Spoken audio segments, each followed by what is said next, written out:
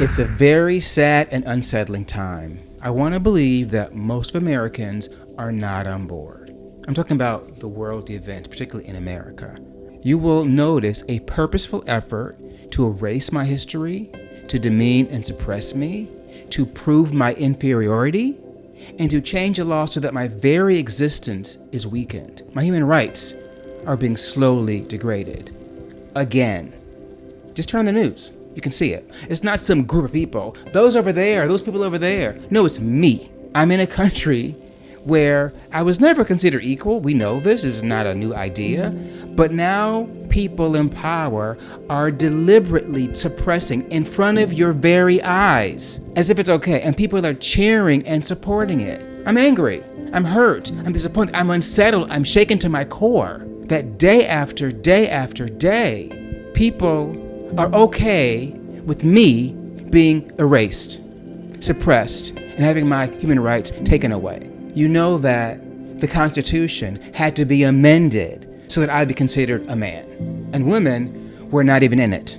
And the most unsettling part of this is that millions of people seem to be okay with this until it affects them.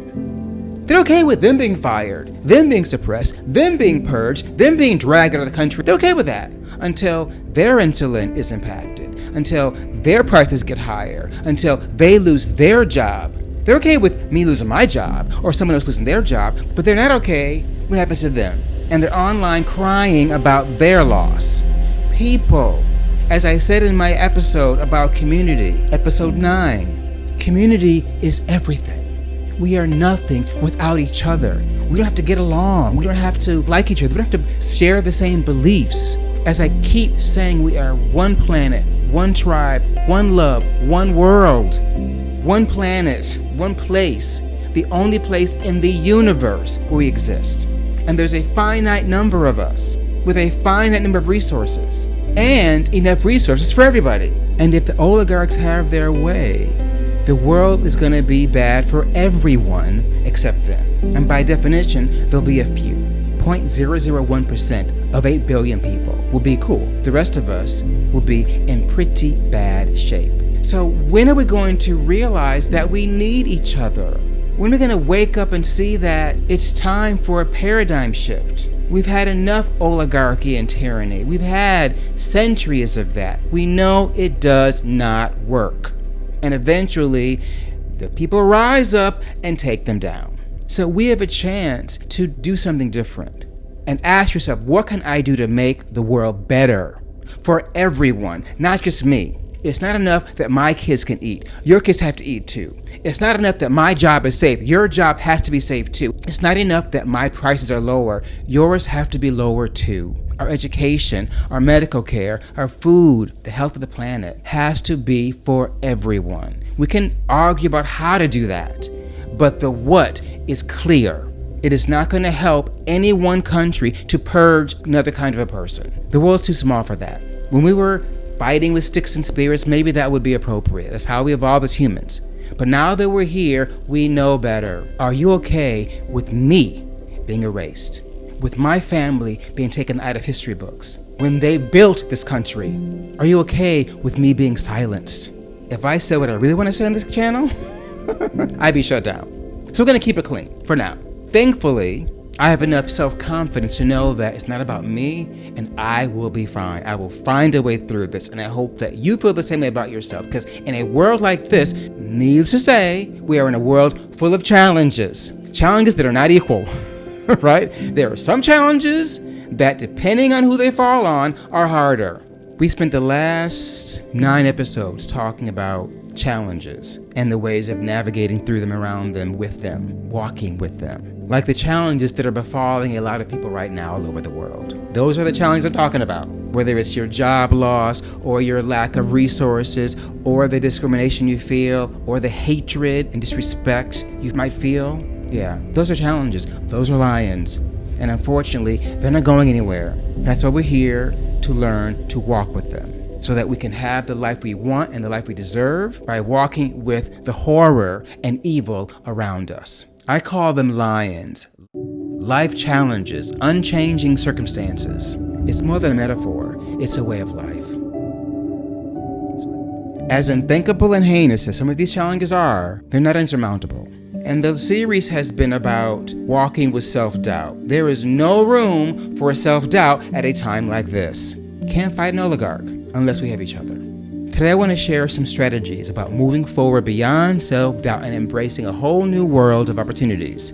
I live these every day, and we must do this to get through this horrendous time. Together.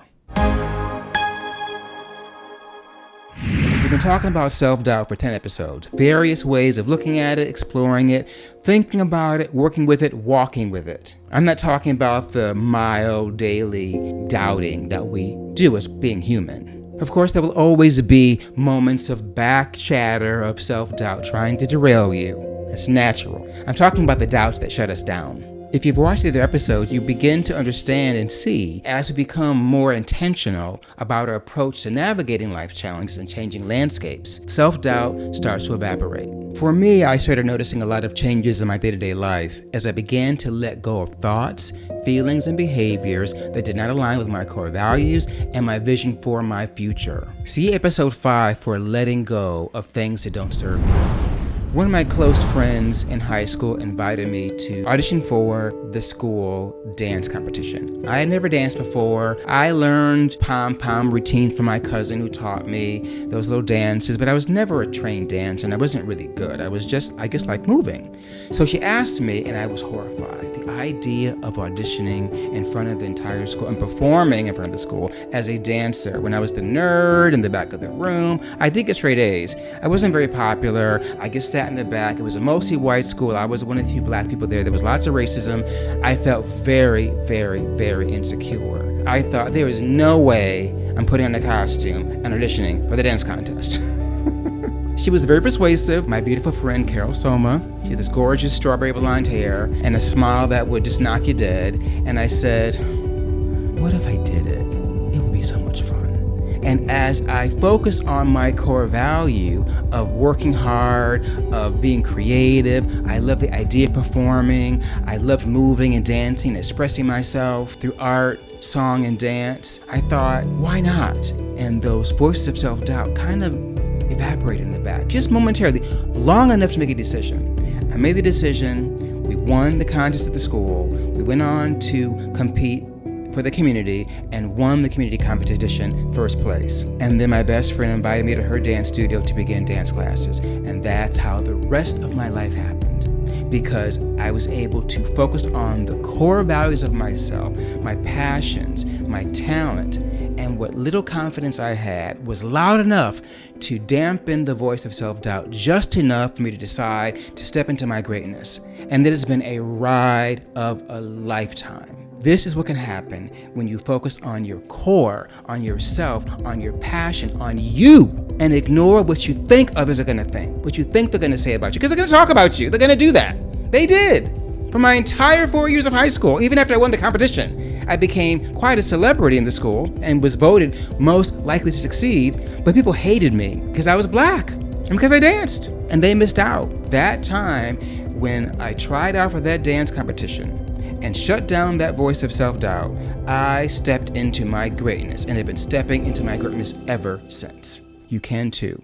If you turn up the volume of your passion and let that dampen the voice of self-doubt. Self-doubt's never going to go away completely. It's always going to be there in the back as part of being human. But if you're loud enough with your passion, it will quiet it enough to get the things done you want accomplished. Decades later, the same thing happened in the workplace. People challenged me. They didn't like what I was doing, how I was doing. I don't know why. To this day, I don't know what was going on, but they didn't like it. I focused on what I knew I could do. I focused on my talent. I reminded myself of my resilience. I played the movies back of when I was dancing, when I was in Lion King, when I was in Harlem, I played these movies back to remind myself that I have stepped into my greatness. And my greatness is not because I'm great. It's because I believe in passion. I believe in talent. I believe in people. I believe in self-expression. I believe in art and music and dance. I believe. As my mom says, believe, believe, believe. I believe. And that helped me through that gaslighting. And I was gaslit in flames on a daily basis. And there were times I believed the gaslighters until I woke up and said, wait. I'm Aubrey Lynch. And to me, that means something. That might mean nothing to you, but it means everything to me. And so I called on that voice within myself to get me through that time. And I'm asking you to do the same. That's what I learned from my lions. They taught me how to stand in my greatness and how to fortify my confidence so that it is unshakable. And when it's shaken, I can step forward anyways, knowing that if I fall, I will get back up and be stronger and better for it. My lions taught me all of that. I walk with them like family, with dignity and strength. I am grateful to my lions. Here are some strategies to move beyond self-doubt that have worked for me. Overcoming self-doubt is a process that takes time, self-awareness, and intentional effort. Push back on negativity. When that voice starts talking, you're not good enough, you're not strong enough, you're not educated, you're not. You gotta counteract it with a positive thought every single time. It's not easy, because our muscles are designed in our brains to chop ourselves down. So we have to strengthen the muscles that build ourselves back up again. In real time, we must identify self-critical thoughts and question their validity. Ask yourself, is this really true? What evidence do I have to support or refute this thought? Try replacing self-doubt with constructive affirmations. I am capable. I have overcome challenges before. I can figure this out. I am figuring this out. Crawl before you walk. Progress builds confidence. The better you get at doing something, the more confident you become. Instead of waiting to feel ready, take small steps towards your goal. Create small wins to accumulate big change. Take time to recognize and value every win. You did that. Tell yourself this. Thank you, bro. I do this every day. Not exaggerating. Take time to realize the value of every win. Each success, no matter how small, weakens self-doubt over time. Learn to see failure as growth. We call it failing forward. No failure. There is learning forward. Shift your perspective and see mistakes as learning opportunities rather than reflections of your worth. Ask yourself, what can I learn from this? How can I improve next time? Create a healthy and positive environment. You can see episode 9 for more about building a healthy community. Without this, you will not be as successful. If you're pushing yourself, you will fall. If you hold back and don't fall, you're not pushing yourself. If you push yourself and fall, you want your community there to embrace you, to wrap their arms around you and care for you, to give you the strength and resilience to get up and try again. Seek out supportive people who believe in you and encourage your growth. Beware of toxic communities. Limit time with those who feed your self-doubt or negativity. And if it's coming from work, shield yourself from the gaslighting. What they're saying about you is not true unless you believe it's true. And quite frankly, if they've got time to talk about you, they're not doing their jobs. Focus on what you can do and control what you can control and let go of the rest. We talk about that in episode 6, letting go. Be intentional with recognizing your self-worth and value. Tell yourself every day you are amazing, you are resilient, you are strong, you can and will get through this. You say it all day, every day, and eventually you believe it, and then things really begin to happen. I'm living proof. Make a list of your achievements, skills, and qualities. It's a great exercise to redo your resume. It always feels good on the other end of it. When self-doubt creeps in, revisit your list as a reminder of what you're capable of. In fact, I play my videos for myself. Believe it or not, when I'm down, I use my videos to remind myself, oh yeah, I can do this. I do. Be the friend you need and practice self-kindness. Be kind to yourself. Love yourself. We're not perfect. We're going to make mistakes and have challenges. Love every part of you. Like I love my stuttering, am I speaking fast, am I slurring my speech? It's so annoying.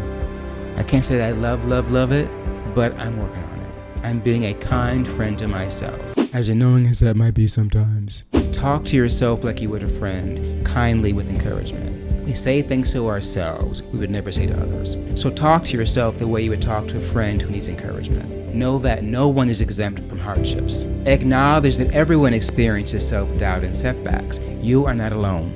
Build wealth and longevity by focusing on your holistic health. Self-care is essential. It's not an option. Exercise and sleep and mindfulness can significantly impact confidence and reduce anxiety. Quick reminder, go inward and reflect. Practicing meditation and journaling can help you gain clarity on self-doubt triggers. I consider myself a highly functioning individual, and I've been able to do that because I finally invested by force and need into self-care. I was not a willing participant. I thought it was annoying. Yoga and Pilates and massage and chiropractic and baths. And I was like, just get it done.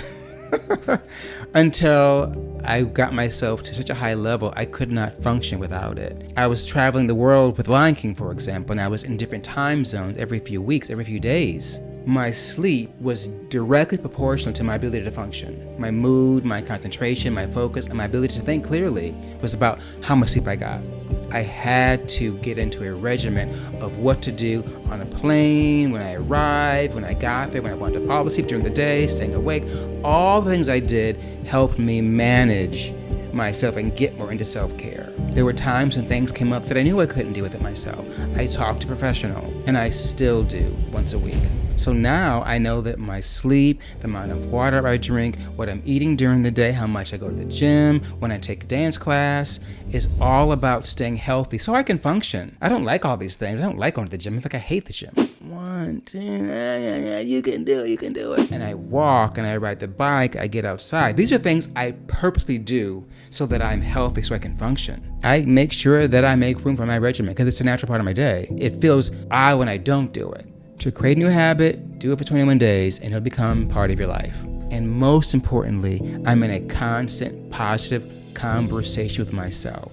And when that negative voice comes up, which comes up all the time, I dare say almost daily, when I curse myself, I don't like saying that, but I do. I go, why'd you do that? I go, because that was the best thing to do at the time. You'll try it better next time. Why'd you do that? I don't know why I did it that way. I'll try it differently next time. Come on, be kind to yourself. I am really having this conversation all day long because I'm pretty hard on myself. I think that most highly functioning individuals are hard on themselves. They push themselves. The athlete in me from when I was dancing is still there and alive. The Olympian in me. And I want to perform at a high level all the time. And when I don't, I curse myself. And I know I shouldn't do that. So I try to counteract that so I have way more positive voices than negative voices. And I think I can say safely in this time of my life, I am better at that than I was before. I am more positive than negative. And it really makes a difference. It makes life more fun, more fulfilling, more enjoyable. Accomplishments mean more. I can say I enjoy my life, despite the shenanigans, and there are plenty. I am learning to love the absent-minded, fast-talking, stuttering artist that I am. Create a space for confidence. Confidence is often a result of action, not a prerequisite for it. Courage doesn't exist without the presence of fear to overcome. Learn to be comfortable being uncomfortable. Accept that discomfort is part of growth and move forward despite any doubt. Ask for help in professional spaces if necessary. If self-doubt is paralyzing or linked to deeper issues, therapy or coaching can provide tools and support to move past it. When I first came to New York City, I was very young and it was a very, very dark place. It was very different back then. Times Square was a big drug pit, among many other things, and I was scared. I began therapy because I had some challenges as a student and I wanted to get through them and I knew I couldn't get through them alone. I've been in and out of therapy ever since. It has been such a valuable tool. Reaching out for help was the best thing I ever did and is part of my life today.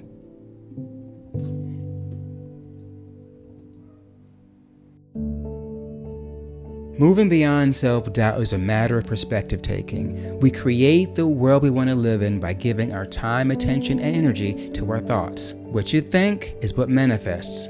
The perspective you take is how your life unfolds. If the mind chatter becomes too much, silence the noise by focusing on the following to embrace a life that ebbs and flows beyond self-doubt. Focus on what you can control. We are not meant to control everything. Focus on your values and be faithful to yourself. Focus on what you have. Appreciating life starts with gratitude. Focus on what you can do. All potential is powerful. Focus on who you are. Your uniqueness is a gift to others who are not you. They need you. Be your best self for them, for you. Next video is there. Playlist there. Please check them out and let's walk through the self-doubt together. One planet, one tribe, one world, one love. I'll see you there.